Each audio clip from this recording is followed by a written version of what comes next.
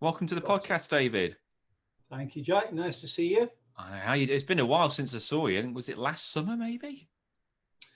Well, at least try. I don't know whether you find it during these strange times that, for some reason, with the shutdowns and wondering where we're up to with the pandemic, it seems to, not just with me, with friends as well, seems to have shifted time in some strange, almost like science fiction way. Because we went out where you got the pole cam footage of the whale. Yeah. Well, I think it That was was your very, pole, yeah. actually. I It think was I the borrowing my pole. yeah, I For pushed you out of the way, grabbed your pole. That's right. Typical. I've come to expect nothing less. Was it? Can't remember. Oh, it's a minky, It wasn't was it? a A minky minky. whale. Yeah, Yeah. So I think you're right. That wasn't this summer. That was it was last last summer. summer. It was last summer. So wow, it doesn't seem that long ago, but yeah, it's all time and space is folding on each other, isn't it? So It is. Yeah. and It's it's a really, shame because I really wanted to do strange. this in person. I was really keen to do this in person, but I just thought, well, when am I next going to see David? I thought, sod it, we'll just bite the bullet and do it via Zoom because it would have been nice to do it in your studio. But hey ho, we're here now, waffling. And I thought to start off, we might as well start at the beginning with you. But when did your interest in fish begin? Because I don't think I've ever asked you anything like this before. But where did it all start with you? Probably like certainly in my day, going back almost 50 years, certainly 40 odd years, almost everybody would go playing out a lot more to start with. You were given free rein, but you also a typical thing to do. We had a local park, Alexandra Park Lake in Oldham, so we'd go with the little cane handle net and a jam jar. We'd go catching sticklebacks, Yeah, and I know we sort of create a story after the event, but just that one, the first time I ever did that and got these fish in the jar, and that sense which is still with me of the perfection of fish and how immaculate they look, and seeing them all as you can when you catch the fish and put them in a jar, you can see them close too. I was sort of bewitched immediately, and I was with my brothers and some friends, and they'd got bored and gone off, and I just stayed until I had this jar absolutely crammed with sticklebacks. So there's two incidents really. That was the first one, and then the second was my grandfather farmed a dairy farm on the edge of Oldham, on what was still the sort of rural fringe, and in the corner of his bottom field, there was a tiny pond which it lay over old mine workings. So as kids, we were told under no uncertain terms it was dangerous, so stay away from the pond. So as soon as we were out of sight, we'd go off to this pond, and we used to mess about, throw stones in, sort of go over our wellies, sort of poke sticks around, and often get shouted at by the anglers. But one day we'd all lined up sort of really quietly for once behind this angler, and he caught a roach, probably 4 ounces. And yeah, he held it out to us, just showed it to us on the palm of his hand. And again, I suppose a lot of other anglers, and probably yourself, with the way that your career's gone, you can relate to that. And the way that my brothers saw it, whoever was with us, friends, cousins, they were like, yeah, there's a fish. I was like, wow, that yeah, is, that is incredible. And the sort of magic as well. This was a tiny muddy farm pond, and it seemed like a sort of alchemy that this angler had some sort of magic that he plucked out of this unpromising environment. This immaculate, again, that's part of it, like with the sticklebacks. It was small fish, so probably never been caught, scale perfect. That regular pattern of the scales, the that beautiful silver, and then all that set against the red fins. And that probably aged 10 then, and I was off then absolutely. Again, like yourself, that character with intensity. You just keep sort of fueling the fire then, don't you? Well, I From then on. suppose that as a youngster as well, you're never going to see a fish like that up close without a fishing rod. So then be able to see that, and you're like, oh, it's a proper fish. It's not a little tiddler, even though it's only a few ounces. But I guess compared to a stickleback, that probably looked like a tuna compared to what you'd It did, previously yeah, seen. yeah, absolutely.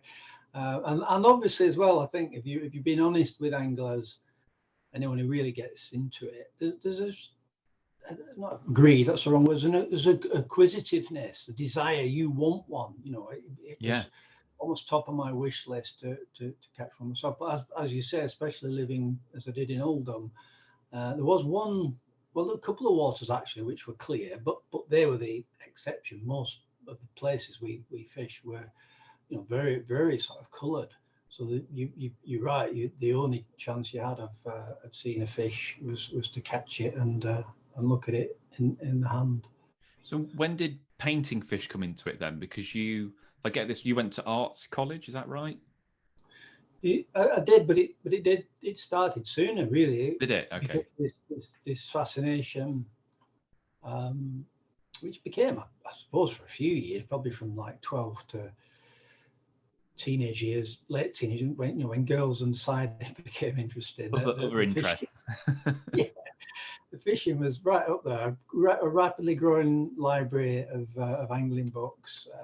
All my spare time spent fishing. So what I used to do was copy, the illustrations. So at the kitchen table, sort of have the fisherman's handbook out, and then all the favourite species that I loved, with a kiddie's set of watercolours, and also with the it's funny actually, but the hubris of youth. I don't think I don't think it's a fact. No illustrator ever has come near to the perfection of a fish. And the detail as well. I don't know what your eyes are like, whether you're short-sighted like I am, but my close-up vision is incredible. If I look closely at a roach, I can see the pigmentation, that actually makes up the silver when you look from a distance. It's tiny dots of pigment, and the detail within the detail. So probably like age 13, I'm thinking that they're not right, those fish. I can do that. Because you don't know then that how impossible it is to match nature. So, but yeah, professionally, it started with going to study wildlife illustration after doing an art foundation, and then fairly quickly being fixated on the idea of not just fish, but it was wildlife illustration more generally that I studied. Are they more difficult to paint than other wildlife? I don't think so. I think at the heart of it is reference. Okay. And if you've got good reference, for me anyway, the way that I work, which is to observe the subject closely, reference is the key. I've just at the end of a very difficult job. I'm doing some Canadian whales, 5 whales for for stamps for the Canadian government. Oh wow! And two of these whales are really rare.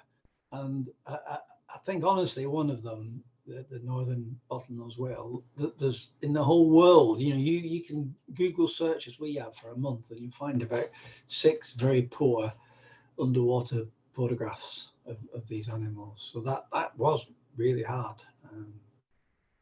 A bit of bit of artistic license with it, I guess, is there, or kind of common sense? You've got an expert on the case, like you do with all stamps, who spent his life studying them and probably doing postmortems, and I'm just like almost going, is this it? Is this what it looks like? But we got there eventually. Oh, that's good. Back to your initial question, I think it's reference, and also, do you really want to do it? Which with the fish, certainly to begin with, it was an absolute passion.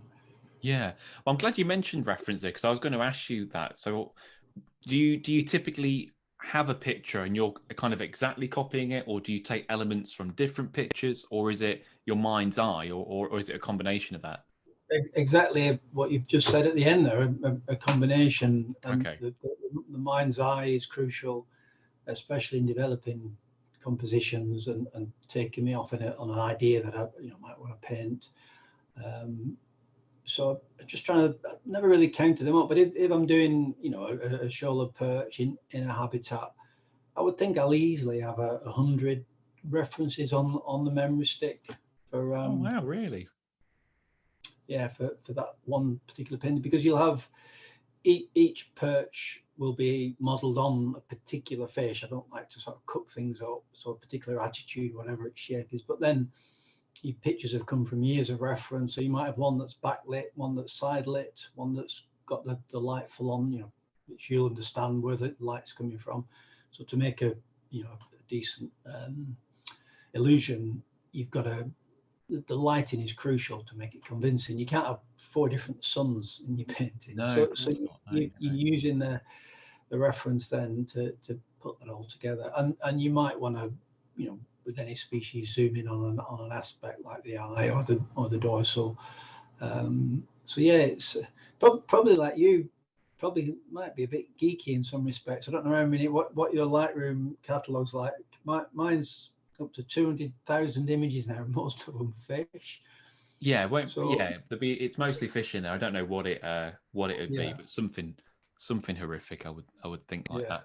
What's been your process for getting your work to a point where you're happy with it then? Because obviously you start this commission or start a painting for yourself. At what point are you like, right, I'm done now, or is there always something you think, oh shit, I should have done that, or You bang on, really. It's mostly shit. I should have done it a whole lot better. Because what I've said already, which I now understand, you know, as a 13-year-old thinking, you know, I can do this. I can really sort of nail this. You can make a good effort, and I still do really try. But given all the experience I've had, you know, the diving that I do, the snorkeling, and all the fantastic stuff like your own, you know, reference videos that you do, you know, what's available now to us all in terms of images of the world. There's always a feeling, you know, that you've fallen short, but not. I don't beat myself up anymore. I try hard, and at some point, you know, from a commercial point of view, but also from a point of view of your sanity, you have to sign it and walk away. There's a famous saying attributed to at least 4 different artists that a painting is never finished, it's abandoned. That's bang on. But I'm also really lucky. Obviously, you know, I'm married to Lisa, another artist. yeah, That no nonsense. She'll just come in and say, "For God's sake, sign it!" And I've got an American artist friend who says she says that when I realise the paint's getting thicker but not better, then it's time to sign it. But there's a sweet spot. The very best pictures, you're searching for that where it all comes together in a way that it doesn't most of the time. I mean, you know, I know it's a very different discipline, but you must find it with photography. I know you do a lot of, you know, the camera traps, and so often when I'm doing the photography, you miss by just a smidgen if the fish should have been, you know, oh yeah, massively.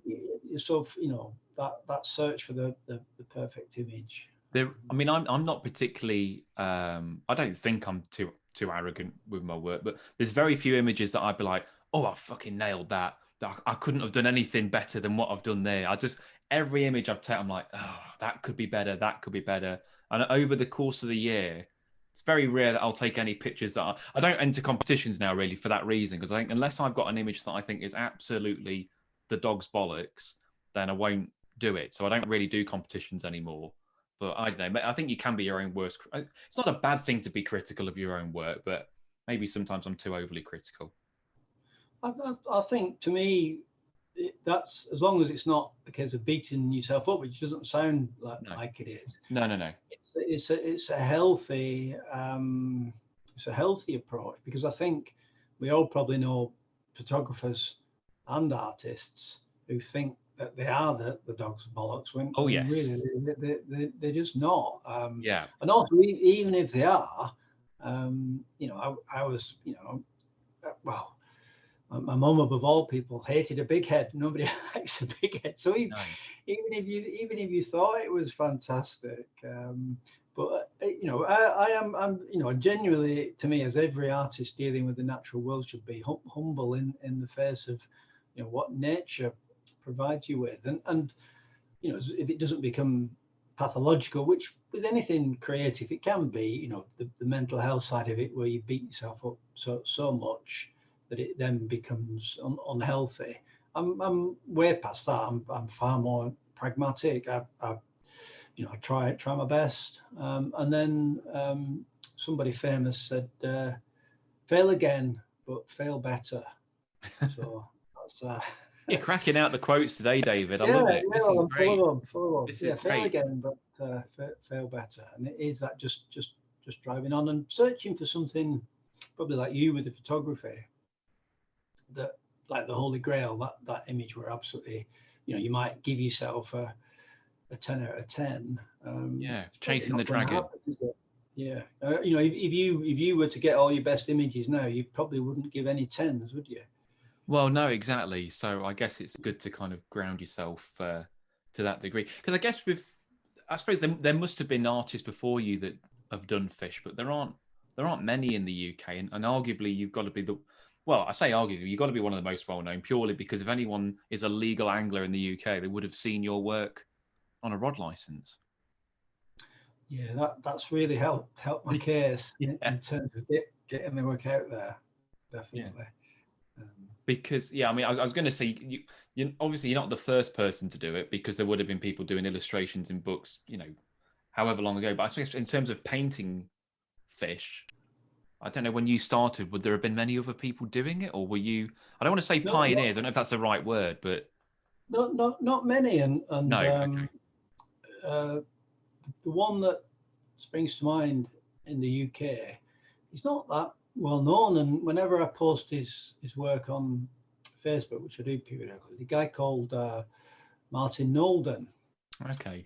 he illustrated a book, beautifully written book, quite eccentric really as an angling book, called The New Complete Angler. And I would recommend that anybody who's interested in well, angling and fish, seek out the book. And Martin, he certainly was a pioneer and really inspired me. And then also much further back than that, I think he's probably doing them in the 50s, was Bernard Venables, who did Yes. the, you know, did the Mr. Crabtree. So yeah, long before, you know, I started.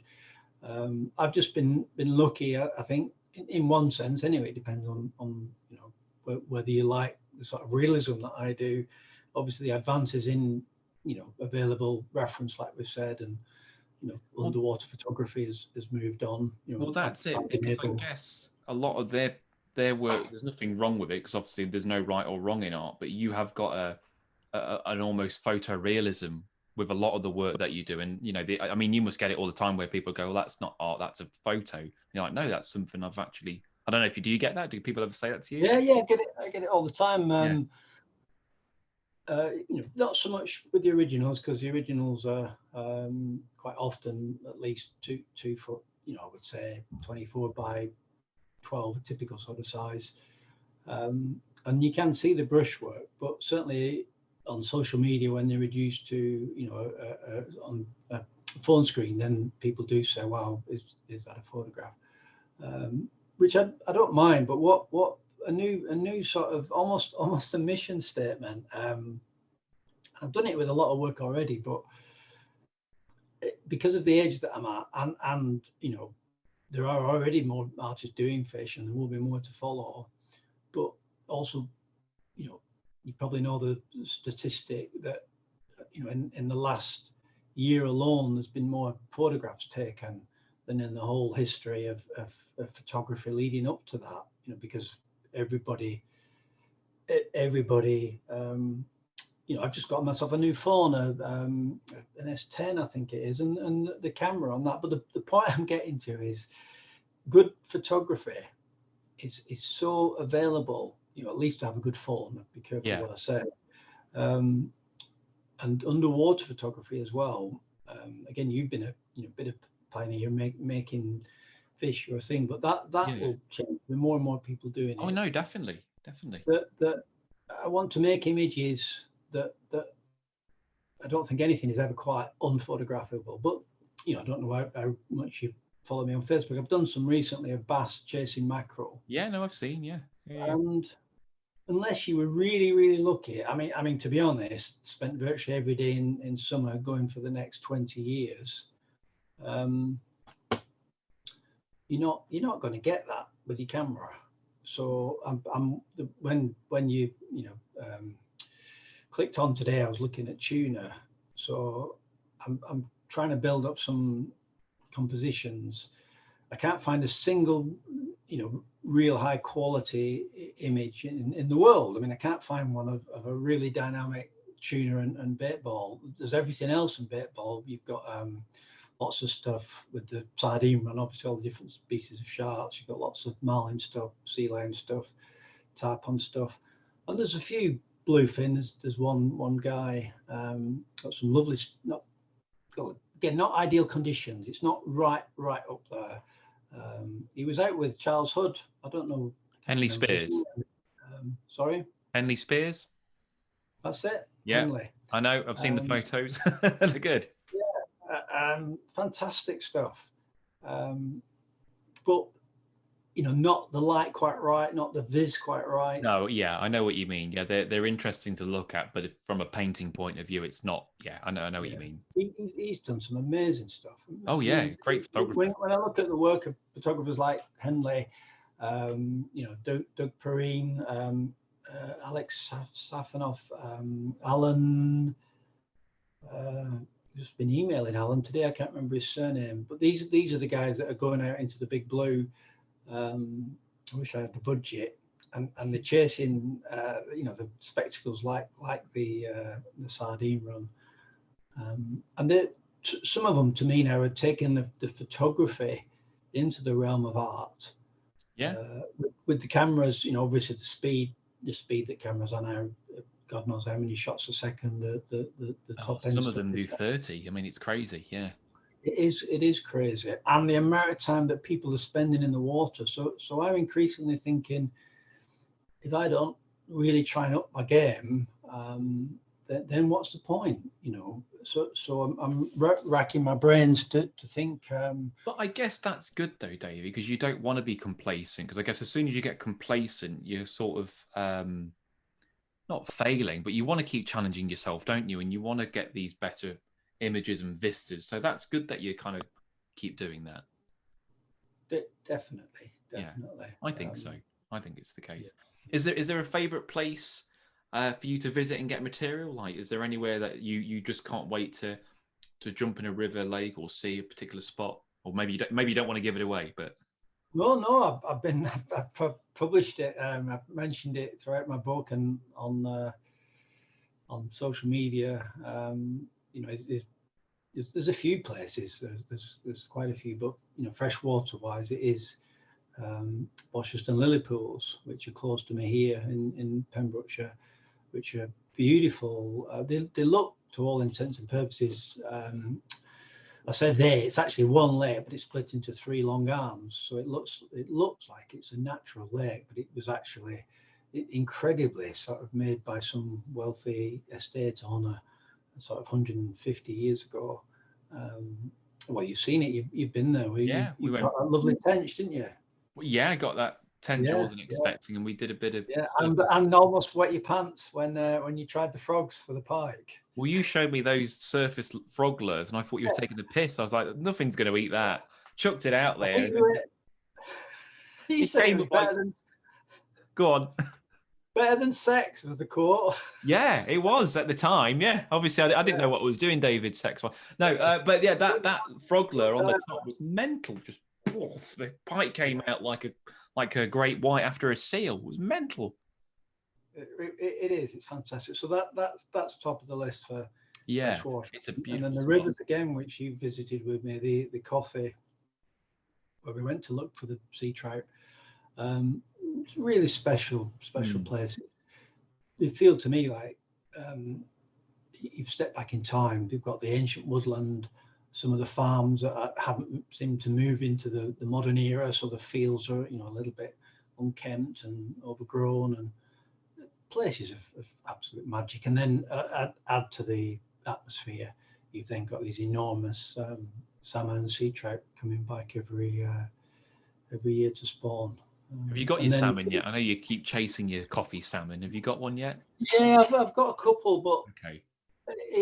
it's fact now. It is fact that for some reason, and you know, you even doing what you do and being at the forefront as a UK fish photographer, nobody in the world will be able to tell me why. If you go in a Scottish river, which I did years ago before I had decent camera stuff, saw loads of salmon, massive salmon, and they'd sort of come swimming past, and they'd be like sort of looking at you. I'd kill to go back then with the kids I've got now, but the Welsh salmon, they're like, "Oh, what do you do there?"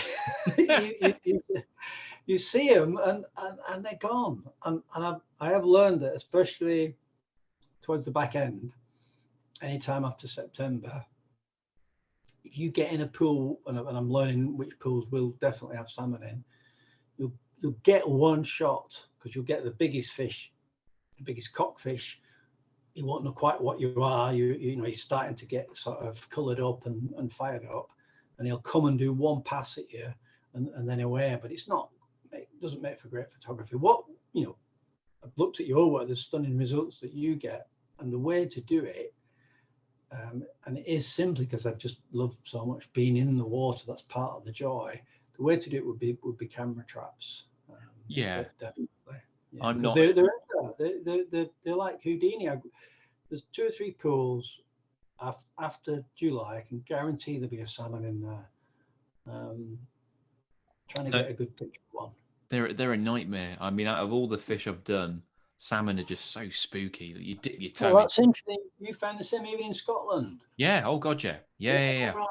So I'm doing the Welsh ones a disservice. Well, maybe I don't know. Maybe it's just that one in that pool that took a dislike to you. But no, I found that it'll still, like most fish, it doesn't take them that long to come back to the camera. So this isn't even me in the water. I'll put the camera in and I'll leave it. But salmon, minimum half an hour generally, unless they're really fired up and ready to get shagging.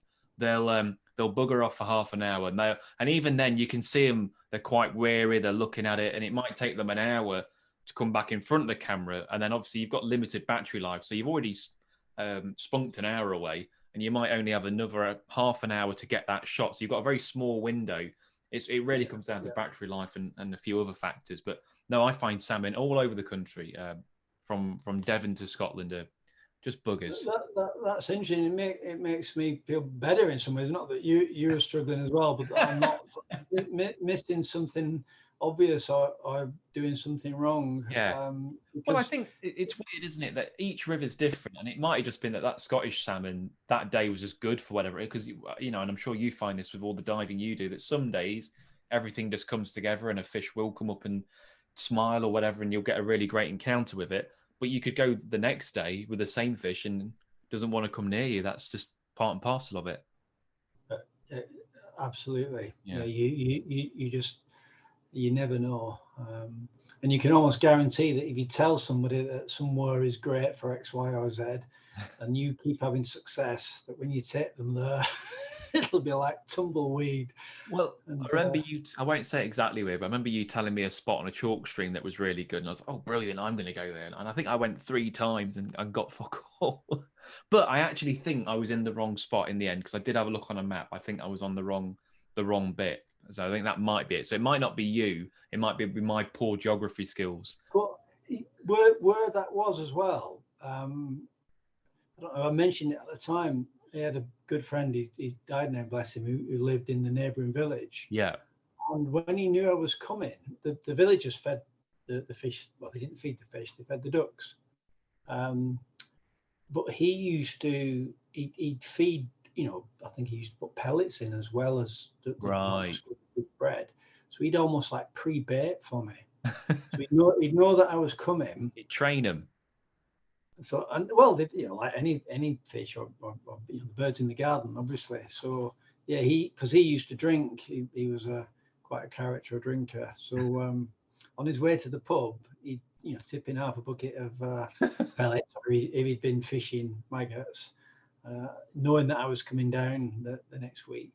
And you know, I can show you pictures from there. The fish were queuing up. Yeah. But the other thing, this is years ago, so things change. Yeah, of course. So the gravels can shift. Yeah. Weed beds can come and go. There's otters on the gravel pits nearby. Obviously, you can get a local hotspot. So it could be, when years ago that Martin was still alive and doing the pre-painting. So yeah, I think that's more important. It's Go on, David. Sorry. It's never a dead cert, is it, in our game? No, but I think that's interesting you say that, because I know you tend to kind of stick more to Wales now, and you do venture out. But when I've gone to places where I don't know the river or anything, if you've got those feet on the ground, whether it's a river keeper or someone who's local, they're invaluable, because no matter how much I might know or you might know, if you've got someone local to that area, they're always going to know their patch the best. So there's so many people that have helped me over the years, and they're just invaluable. You can't put a price on it to just get you to those spots in a short period of time. Yeah, absolutely. You can waste a lot of time. Yeah, otherwise. Yeah, definitely. And we should also note that you're not a one-trick pony, and you do have an overall interest in the natural world and painting it, and you do occasionally go to the dark side of feathery things as well, don't you? I do. I set off equally as interested in being a more a wildlife artist is a term. So not just birds either, with British mammals, especially the fox. I used to love the fox as a subject, and partly to be honest, not wholly through choice, but through the competitive. And I think you've been honest about this in some respects. I think you've told me in the past that you love reptiles above anything. But because you're a shrewd young man, says the old man, you've thought, right, there isn't a lot of people doing the fish. I wasn't shrewd. That's a word that's never been used about me. But what I kept seeing was, at the end of a year, I'd have a couple of bird paintings left, I'd have a fox painting left, I'd have etc. But the fish, there was a niche there. And again, it took me years to realize, right, well, how about you fill that niche? But it's changed now in that I still love all wildlife and landscape, and a lot of the Pembrokeshire Coastal Path. But because of what I touched on earlier, in terms of making images and trying to make images that are unphotographable, I feel that I've got an opportunity with the fish, like the recent bass and mackerel ones, to make images that are very difficult for to photograph, for sure, but also based on the reference that I've got, it'd be difficult for anyone else to paint. I go on the local estuary in the winter, and I get beautiful shots. I know the estuaries well, because it's literally 3 minutes drive to where I park on beautiful bit of estuary, and it's full of, it's internationally important for wintering waders and wildfowls. So you've got hundreds, thousands of widgeon, a lot of teal, curlew, redshank, oystercatcher, greenshank, etc. And I get beautiful photographs. I know how to work a hide, but as an artist these days, I don't know what to do with the images that aren't doing more than the camera would. And again, I don't need to tell you the number of wildlife photographers that are out there. So it's something perhaps missing on my part, really, as an artist. I don't know what to bring to the easel that is giving a lot more value than the photograph. Whereas with the bass and mackerel and the tuna I'm working on now, I don't know how many decent pictures. If you put a request up on Facebook for send me decent pictures of greenshank, redshank, curlew, teal, widgeon. Potentially, if you reach the people, you'd have thousands of images coming in with no photographs. If you said to people, right, show me your images of tuna and sardines, it would be Henley Yeah. on his own. Yes, it would. Yeah. You know, it would only be Henley, as far as I know. I don't know if you saw, because it was on Welsh, BBC Wales, the film, the series, The Celtic Deep. I didn't. I need to watch that. I think it's on iPlayer still. I do need to watch it. Definitely, because they were very well. No, I'm saying they were lucky. That's nonsense. They chartered, the production crew chartered an old trawler which was adapted with a crane and a rib on, and they spent a week. They set off from here, you know, with liveaboard, and set off to find some bait ball activity, and they did. But Oh, again, that's yeah. There is some fantastic tuna stuff on there, which is partly again driving.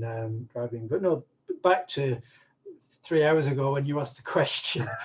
I am still interested in wildlife and landscape. I'm yeah. walking the trying to do the whole Pembrokeshire Path at the moment, and this time of year especially, it's often, you know, atmospheric weather. You've got, we went on Saturday with a rainbow sort of day, you know, when you've got blustery showers, you've got clouds coming and going, you know, those big towering dark clouds, and the light on the landscape. But I'm aware. No, I'm not an old man at 55. And you must have it with you know, you've got lots of energy and lots of things you want to do.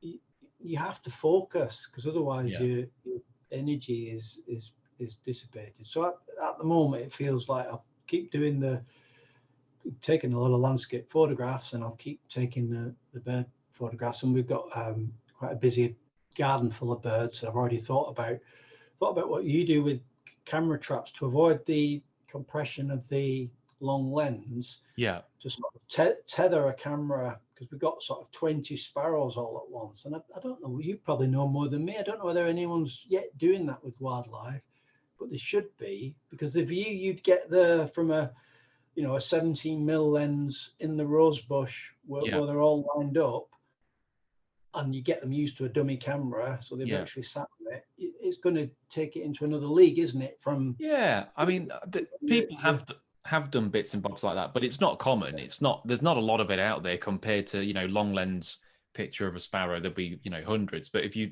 try to look at more interesting habitat based work, there'd be little, if any. So no, it'd be.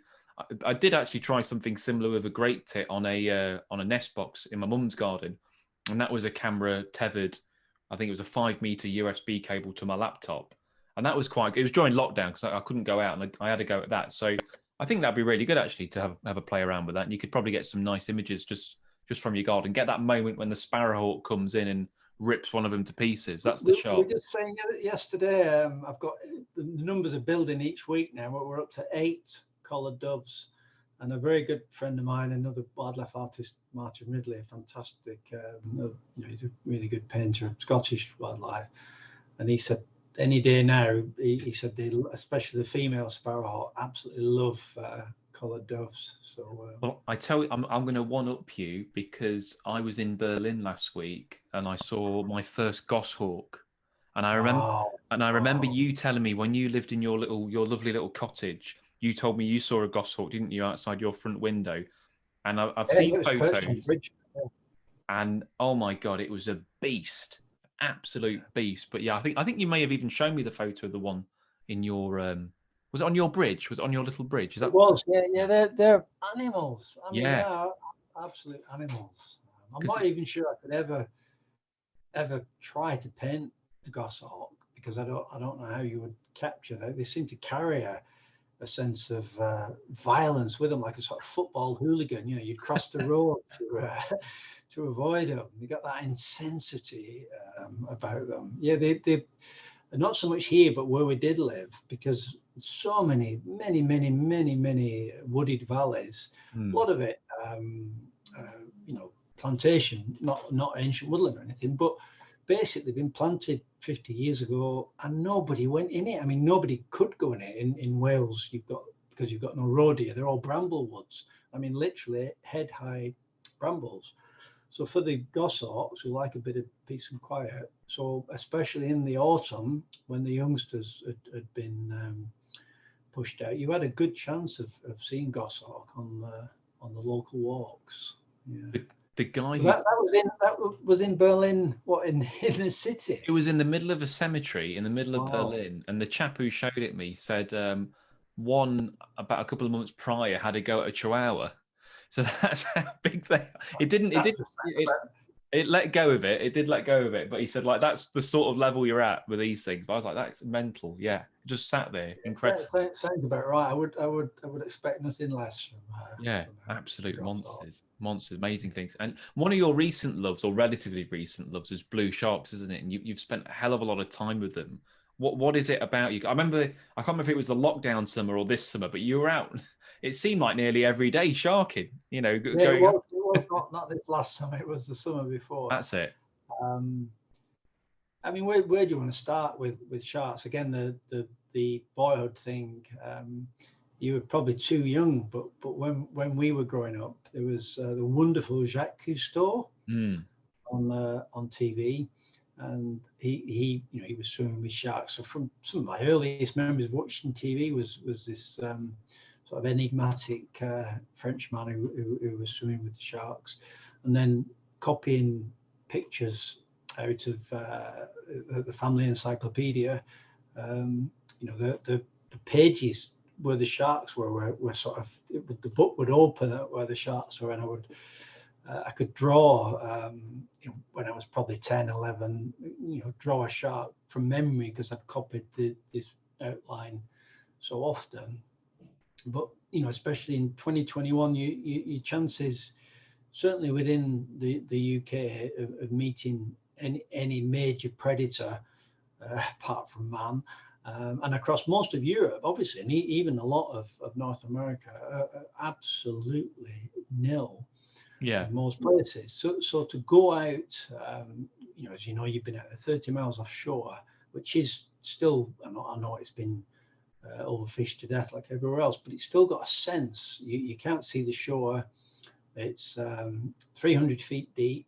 You've got that sort of adrenaline of jumping out into the deep blue. It is the deep blue, and the fact that out of this vast ocean, this super predator will appear, and if they settle down, they'll come and bump your camera lens, or bump your leg, or bump your arm. It's just, well, I've said to Richard, who runs Celtic Deep, as far as I'm concerned, I'll never, in the way that people do sometimes with wildlife experience. Oh yeah, I've done that.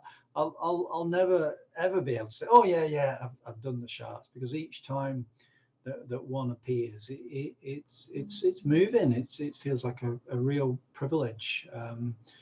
Just the way that they move, what they are, this supremely adapted predator. The look of them, just the beauty, that incredible.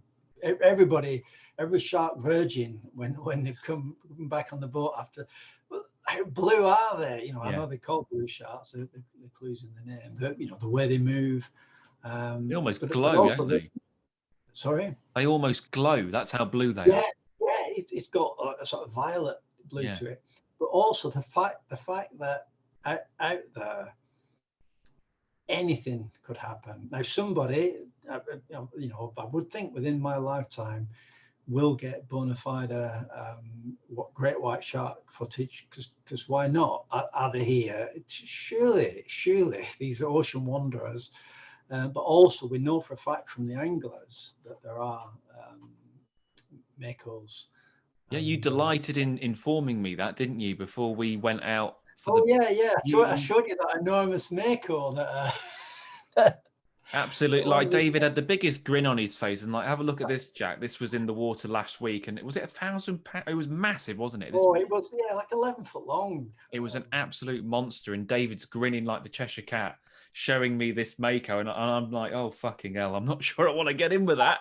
Well, they don't go around eating people. His name escapes me now, but the most successful shark skipper it's certainly down this end. His name will come to me. He phoned me up. He was interested possibly in a painting, and he's the guy you go to if you really want a chance of catching a big poor beagle or a mako. Still only catch a couple a year, but he's the one that catches a couple a year. And he said, I used to do what you were doing until a couple of years ago. And he said, I had that sixth sense and turned around, and he said there was a mako there that I knew could take me out if it wanted to. And he said, I've not got in the water since. And to be honest, only based on some sort of faith I've got in how many hours, especially in the US, it's massive over there, the swimming with makos, and how infrequently it is, you see, well, never, that on Instagram such and such a body's been taken out by a mako. They're just not doing it. So no, I think you'd have to be extraordinarily unlucky for something to happen, but it's whether you want to roll that very small die. Sorry, but let's face it, if you did get taken out by a mako, what a way to go. I mean, you'd be legend, wouldn't you? Well, it's better than being in your bed crapping yourself into old age, I guess, isn't it? So, exactly. mako. What happened to that Miller? The mako had him. Serves him right. The fish got revenge. All that fish bothering he'd done. It's like, yeah, well, the fish are getting one back finally. They stuck it in him. They got him. Got him. Are you finding that the rod is staying at home more now? And because obviously you're a very keen angler, and is it more the camera replacing it in the paintbrush, or do you still find time to fish? It is definitely. I still like yourself.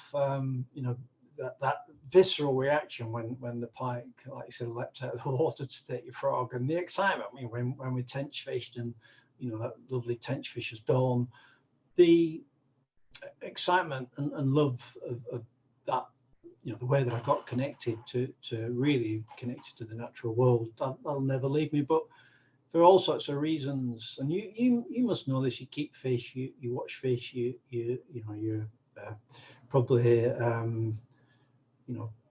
one of few people as obsessed as I am and has put as much time into getting images of fish.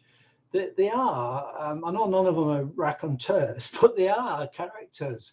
So even amongst the group of perch, you'll get one, which will come out, which is bolder. You'll get one which is more frightened, but also increasingly, and I don't know. We've all got our own perspective on things. The way that things are going from a conservation perspective, especially with species like sharks. I mean, the blue shark, for example, it's declined. I think it's 50, early 50s, 52% in Europe in the last 20 years. So, especially with species like the shark, I'm not sure that I certainly don't want to be fishing for them myself. No. I wouldn't want to catch a shark. So I would rather, if you ask me, certainly with anything in the ocean, would you rather meet it face to face and photograph it? But it's true with freshwater stuff as well. If you said to me now, would you rather catch the 30-pound pike or photograph one, then it would be to photograph one, definitely. Yeah. But I'm not suddenly suggesting that nobody should go fishing. I'm just from my own perspective. I would. I mean, the bluefin tuna is a good example. There's a tagging program which you're probably aware of, and there's been hundreds now caught from the UK shores, and it's been going on for years off the west coast of Ireland and the south coast of Ireland. These magnificent creatures, which were brought to the brink of extinction in any meaningful way. People couldn't find the tuna anymore because they'd caught that many of them. They've actually disappeared. So they're coming back now, which is a fantastic, I nearly call it a conservation success story. They only stopped catching them because it wasn't commercially viable. They didn't do it out of kindness of their own hearts, the commercial fishermen. My feeling, which is naive, but I can't help it, would be that those fish, as part of an ecosystem which has been trashed anyway, they should be given value in and of themselves as wildlife. Here's the bluefin tuna, they're wonderful. But what we're doing as a species, unless we monetize them, we don't value them. So no. the ironic thing for the tuna, unless the recreational, the game fishing gives them enough value, then once they've reached a certain point, they'll be shipped off to Japan in freezer ships, which I don't know. I don't know. I've heard other people say the same, really, who were mad keen anglers and hunters, that the older you get, the more interested in conservation you become. But I also think, given people like not just on the climate crisis, but the species extinction side of things, people like David Attenborough speaking out as they are. I don't understand people who think that it's not happening. There seems to be a sort of ostrich-like mentality, because you'll get blokes. I don't know how many will see this podcast. Oh, blue sharks, there's hundreds of them. We caught 200. Just because there's small pockets and you might go out and catch a ridiculous number, that's no bearing at all on the overall actual facts of how many. The graphs are there. These are scientists. Telling us these facts.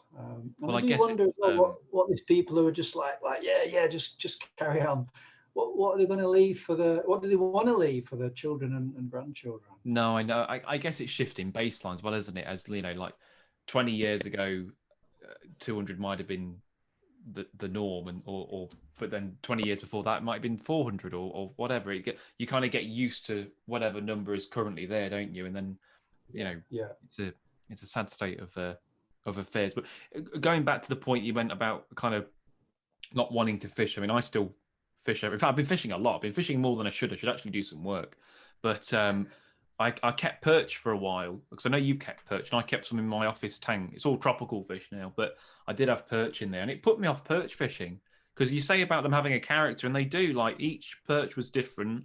One was more bold, one was shyer, one would do this or that, and they're intelligent. You can see them looking at me, working me out. They'd watch my fingers wiggle, and they'd be looking at my fingers, and then I used to feed them at 4:30 every evening. And 4:00, they'd be up at the top of the tank waiting for the food to go in. Like, well, how's a perch tell time? But they knew exactly when they were going to get fed. And it just made me think, you know what? There's something happening between their eyes. It's not just goldfish memory, nothing there. They're smarter than we give them credit for. Absolutely. And with I have been bluefin tuna fishing. I went as an observer, to be fair, although my friends who I was with, I'm not exaggerating, they've actually forced me into the fighting chair when there was a run. They reckoned that I needed to feel the power, which I did in certain terms. But when we had quite a few tuna, I was fished off Donegal with the legend that is Adrian Malloy, hell of a guy. So when we had the tuna by the boat, and I think the biggest one, it was the one that they attached me to. No way I could say I caught it. It's Adrian's skills as a skipper. I think they estimated at £550, and it's got I'm not saying as big as my fist, but probably getting on for that. And while you have to tow them to recover by the side of the boat, you tow them at 6 knots for a couple of minutes, and that pushes the air through, and then they do swim off strongly after that. So they are released. But I've never seen in a fish's eye, and again, it's scientifically proven that the tuna, the bluefins are right up there. You probably know they've got a warm-blooded system going on. The muscles along the spine, as they heat up the blood, there's a return system which pumps that warm blood to the brain. So they've got a bigger brain and generally a brighter brain than other fish. So this tuna looking up at me, there was fear, definitely, but also a sense of itself in some way that I've not seen in any other fish. And again, for me, I just wouldn't ever want to catch a tuna. I just like to imagine, if you could manage the ocean, so you certainly had marine nature reserves, basically. Yeah. So you'd have complete no-take zones. So you they've done it. around the world. The only one we've got is Lundy, which is disgraceful, really. There's some sort of by name like Skoma is a marine nature reserve, but you can still fish, spearfish, and put crabs out. But if you had around the UK quite a significant number, spread at intervals around the coast of absolute no-take zones along the shore, but then for some miles offshore. Again, the studies show that even within 5 years, you get a significant recovery, but certainly within 10 years. Because there's a book I can recommend to anyone interested in conservation of the oceans. It's called The Unnatural History of Our Seas by Professor Callum Roberts.